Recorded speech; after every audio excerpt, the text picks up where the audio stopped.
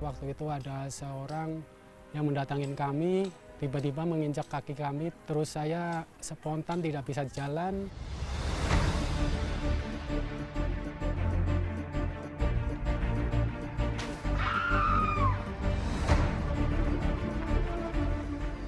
وننزل من القرآن ما هو شفاء ورحمة للمؤمنين.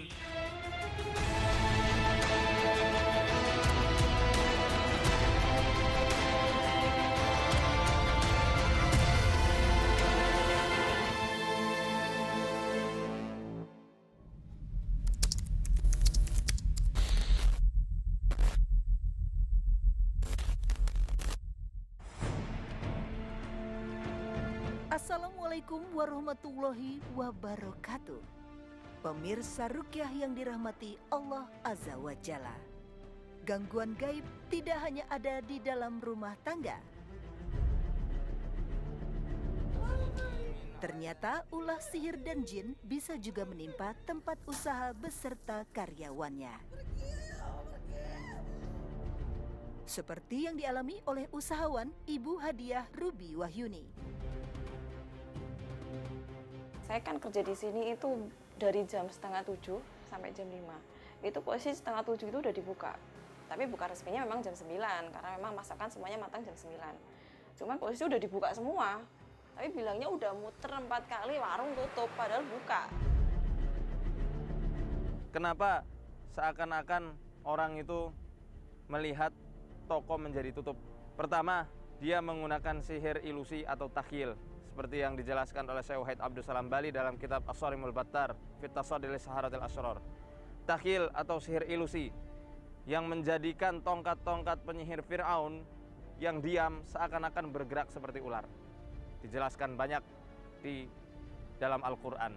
Kemudian yang kedua, sihir yang menjadikan orang tersebut tidak betah tinggal di suatu tempat, khususnya rumah makan ini. Seperti yang Allah firmankan dalam surat A'raf ayat 109-110. Qala al-mala'u min qaumi fir'auna inna hadza lasahirun alim. Berkatalah pembesar-pembesar dari kaum Fir'aun, sesungguhnya Musa ini adalah penyihir yang mahir. Yuridu ayyukhrijakum min ardikum, famadza ta'murun. Musa dengan sihirnya seperti yang dituduhkan oleh kaum Fir'aun menginginkan kalian, wahai orang-orang Mesir, untuk keluar dari tanah air kalian. Perempuan 40 tahun ini adalah usahawan seroto atau biasa disebut dengan soto. Salah satu makanan khas Purbalingga yang terkenal dengan bahan masaknya kelapa muda. Kelapanya itu kalau hari biasa itu bisa 100-300 butir. Kalau weekend bisa sampai 300 lebih lah. Perempuan yang biasa dipanggil Yuni ini mengaku usahanya yang terletak di Jalan Toyareja belakangan mengalami penurunan omset yang semakin parah. Selain itu, ia juga merasakan banyak keganjilan baik di tempat usaha, karyawan, hingga keluarganya di rumah. Begitu saking pusingnya saya sudah sempat bikin surat wasiat, itu kayak ditunjukin ke belakang, ternyata menemukan potongan kain kafan sama jarum. Setelah kejadian itu, deretan masalah terjadi. Dalam sebulan itu berturut-turut. Ketika bersih-bersih kelapa, dibersihin, itu satu yang dibuka itu isinya darah. Terus anak saya tiba-tiba jadi indigo. Tak membuang waktu lama, saya Muawanah dan Ustadz Muhammad Faizar langsung meruqyah semua orang yang bekerja sehari-hari di rumah makan tersebut. Sekejap, mantan karyawan Yuni, Sutarni, mulai bereaksi. Suaminya Yuni, Febri Budianto, juga turut diruqyah oleh Ustadz.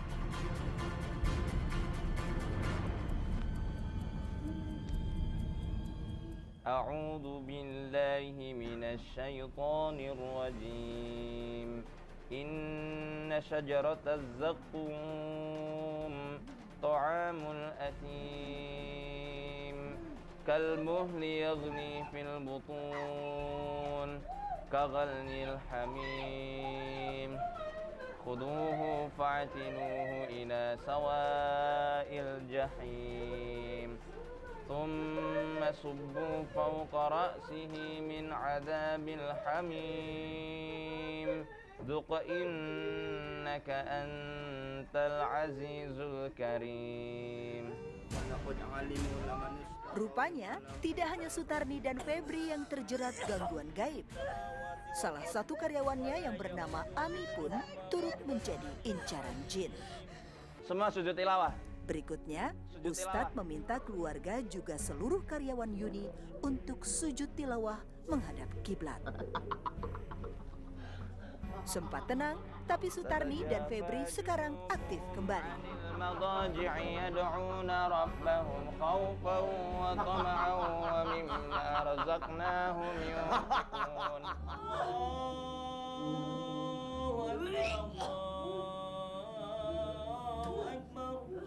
Rekan Ustadz Faizar, Abu Iklima yang kala itu ikut mendampingi kami dan kebagian tugas merukyah Ami mulai mengumandangkan azan.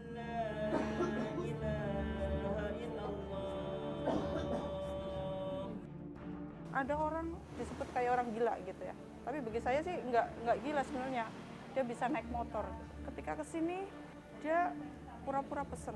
Begitu pesenannya belum datang, duitnya udah digeletakin di situ. 3 kali kesini. Setiap meja dia dudukin semua. Pernah satu kali duitnya tak inepin di rumah. Ternyata uang yang buat belanja pagi hari hilang semua. Ketika saya gerakan tangan di beberapa titik di tubuhnya, Sutarni begitu kesakitan. Apalagi ketika kami bacakan firman Allah Subhanahu wa Ta'ala.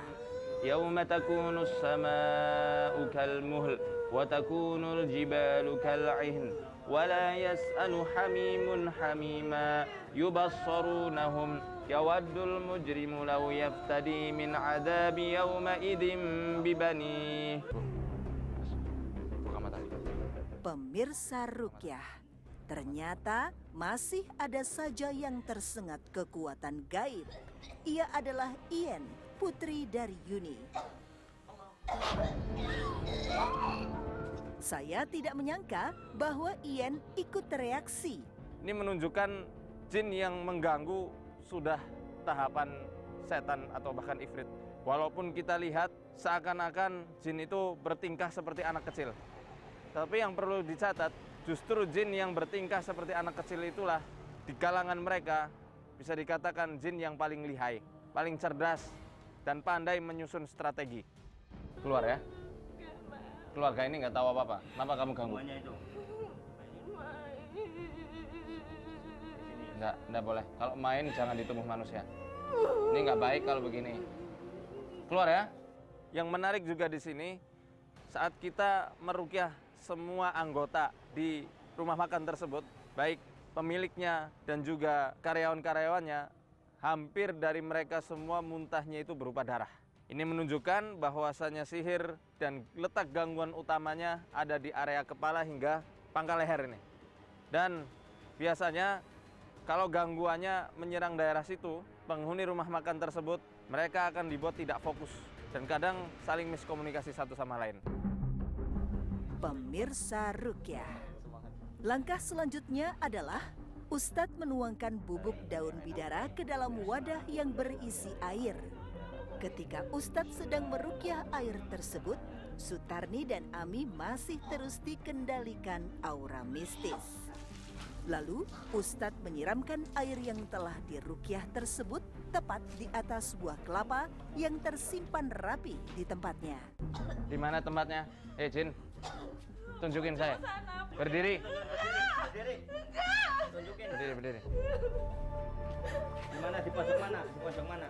Setelah selesai memberitahu titik-titik di mana tersimpannya aura gaib, Ami langsung lemas dan terus menangis. Mana lagi? Nggak mau kamu yang tak siram nanti? Tetapi Ami seperti ingin memperlihatkan sesuatu kepada kami. Apakah itu? Dipegang saja bubuknya. Ami dan beberapa orang lainnya masih di bawah pengaruh energi tak kasat mata. Tangan mereka terasa panas. Ustadz pun mencoba menghilangkan hawa panasnya dengan menyiramkan air. Ayo balik. Selain merasa kepanasan, mereka pun berniat pergi dan berusaha untuk meninggalkan tempat tersebut.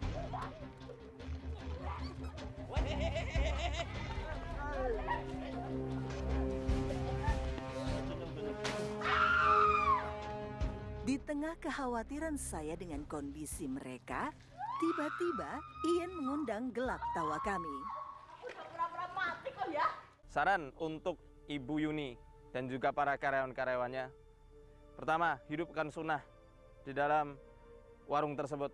Kuatkan ketauhidan. Jangan sekali-kali mendatangi dukun untuk meminta bantuan, apalagi mementalkan sihir, mengembalikan sihir kepada orang yang menyihirnya. Sudah tidak perlu. Khudil afwa wa'mur bil urfi wa'arid 'anil jahilin. Itu pedoman kita. Maafkanlah, suruh pada yang ma'ruf, cegah pada yang mungkar. Dan berpalinglah dari perbuatan orang-orang jahil atau orang-orang bodoh. Insya Allah, Allah sendiri yang akan membalaskan segala kedoliman-kedoliman mereka terhadap Ibu Yuni dan para karyawan-karyawannya. Pemirsa Rukyah yang dimuliakan Allah Subhanahu wa Ta'ala.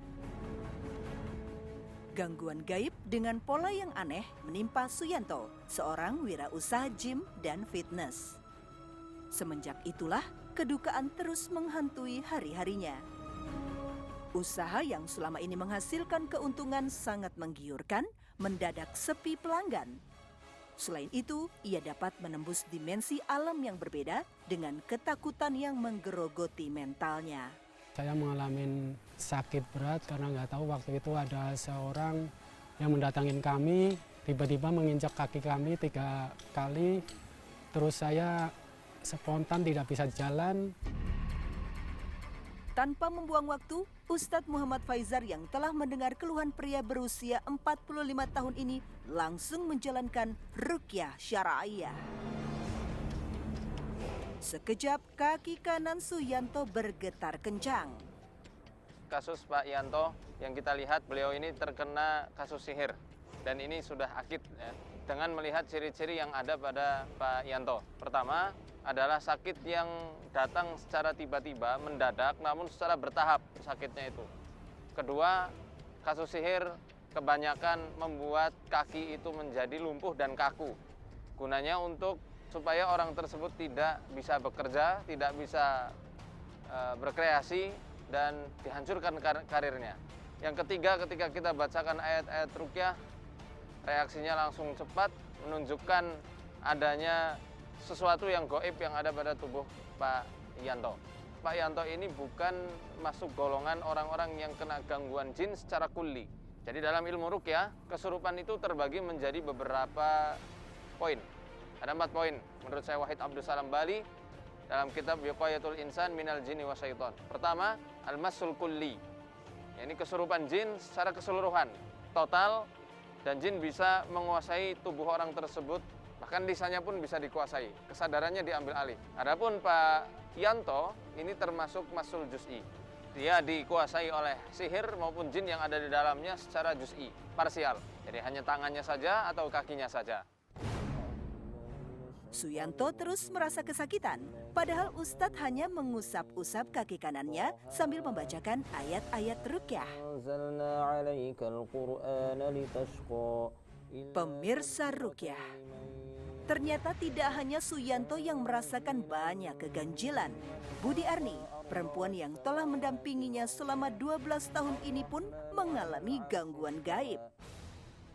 Saya merasa dia ngomong jalan ke sini, tapi perasaan saya tidak. Itu awalnya dari dia deket sama seorang perempuan, cuma saya nggak pernah mau saya pikirin lah. Dia itu sering mengeluh kakinya panas, pegel. Saya kaget karena saya melihat di badannya dia itu ada semacam jarum, terus ada tusuk sate, ada supit, ada patok kuburan itu yang bekas kakinya diinjak sama perempuan itu.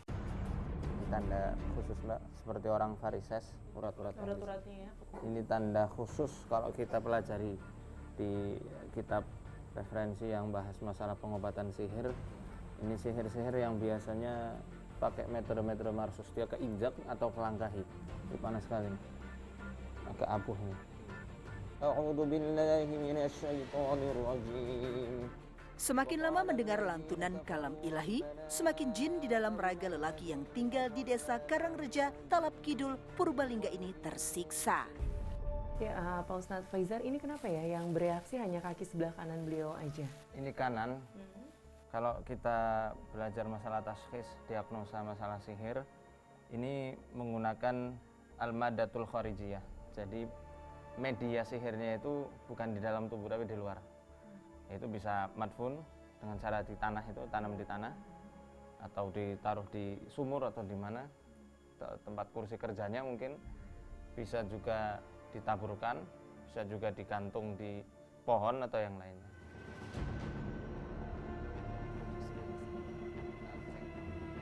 Pemirsa Rukyah, sekarang waktunya beralih ke terapi lainnya. Ustadz meminta Suyanto untuk tengkurap. Salah satu guru kami, namanya Syekh Said Abduh, beliau menjelaskan kalau setan masuk tidak lain dan tidak bukan, mereka tidak akan jauh-jauh mencari tempat tinggal. Yang akan mereka rusak ya dari jihazul usdi, sini sampai sini. Ya, kita harus cari diurut dari tulang ekor sampai sini. Nah, ini. Belum apa-apa, Suyanto sudah mengeluhkan sakit. Melihat keadaannya yang nampak semakin parah, Ustadz lalu memutuskan untuk membekamnya. Lagi-lagi kaki kanannya bergerak kuat. Ya, Ustadz Faizar, ini kenapa hanya di 6 titik aja yang difokuskan untuk membekam Pak Yanto? Ini kita cek dari organ tubuh mana yang mereka itu dicurigai untuk tinggal di situ.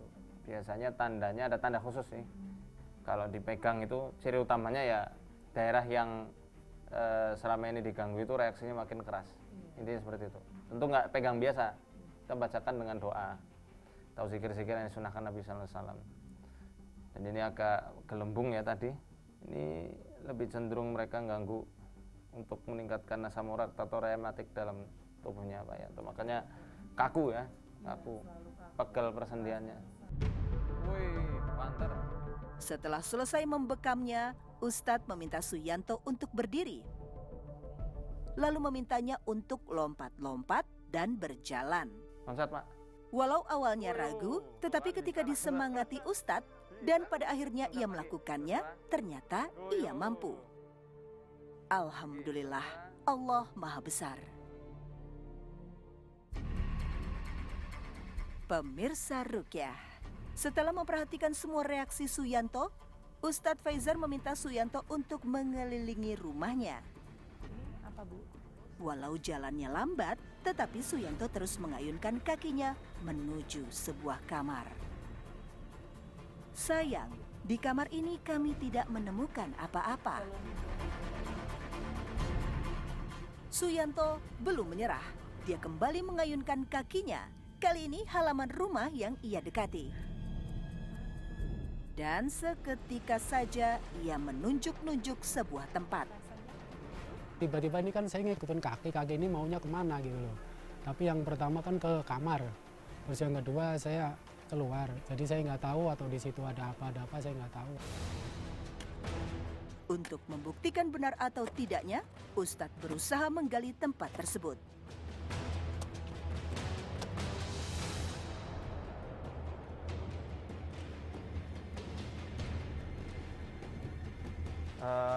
Sangkaan kita memang benar ya. Sesuai dengan yang tadi Pak Yanto tunjukkan ya Pak Ustadz ya. Dan memang kakinya gemetar sekali waktu di sini. Ini basah ya, dan bau sekali. Selain marsus ya, sesuatu yang mungkin ditaburkan, memang ada perkara-perkara yang madfun, dikubur. Dan ini memang cenderung sihir-sihir turabiyun pakai tanah, itu membuat tubuh orang itu seringnya menggigil dan rasa dingin. Bau sekali.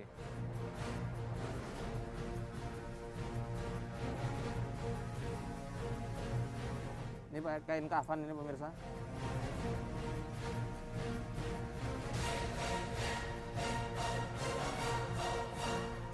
Ini bangkai pemirsa, bangkai kaki ayam, masya Allah. Kita lihat. Ini yang menjadikan masya Allah, langsung gemetar. Ya, pemirsa Rukyah, jadi bersamaan dengan ditemukannya bul tersebut ya, kaki Pak Yanto itu terus bergerak-gerak dengan sendirinya. Kalau selama proses Rukyah di dalam rumah, yang bereaksi justru kaki kanan, tetapi tidak saat ini. Justru kaki kirinya yang lebih dominan bergerak-gerak terus. Untuk menghilangkan semua pengaruh buruk dari buhul itu, Ustadz memilih membakarnya. Untuk sihir-sihir yang maddah atau medianya ini menggunakan sistem khoriji, yaitu dari luar buhulnya, medianya itu dari luar, baik ditanam atau ditaburkan, hendaknya kita bawa pasien untuk keliling rumahnya. Dan ini berbeda dengan mediumisasi. Karena pasien sadar, hanya saja ketika berada di tempat sihir itu ditanam atau diletakkan, dia itu akan merasakan perasaan yang lebih aneh dan sakitnya makin menjadi di situ. Kalau tadi kita lihat Pak Yanto gemetar langsung kakinya dan tidak mau napak jari-jarinya. Nah, masya Allah ketika kita gali, betul apa yang kita duga, betul apa yang dikatakan oleh para masyayikh guru-guru kami, bahwasanya apa yang terjadi pada Pak Yanto ini adalah salah satu jenis asihrul madfun, sihir yang ditanam, dikubur menggunakan media bangkai.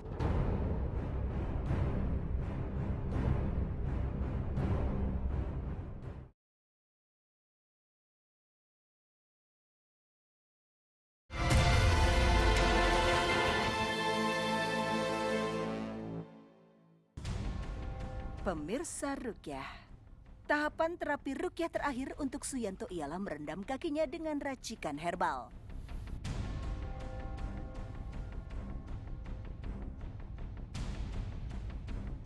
Sebelum Suyanto merendamkan kakinya ke dalam ramuan itu, Ustadz lebih dulu merukyahnya. Satu-satu kaki Suyanto dimasukkan ke dalam racikan herbal tersebut. Pemirsa Rukyah, tidak saya sangka saat saya sedang fokus dengan terapi Rukyah yang sedang dijalani Suyanto, tiba-tiba saja saya menemukan sehelai rambut lagi di ujung jari kaki Suyanto. Ya, pemirsa Rukyah, ini bisa Anda lihat. Selama proses Rukyah berlangsung udah 2 kali ya kami menemukan ada sehelai rambut di bagian tubuh Pak Yanto. Salah satunya adalah di ujung-ujung kakinya Pak Yanto ini ada satu helai rambut nih. Saya coba ambil ya.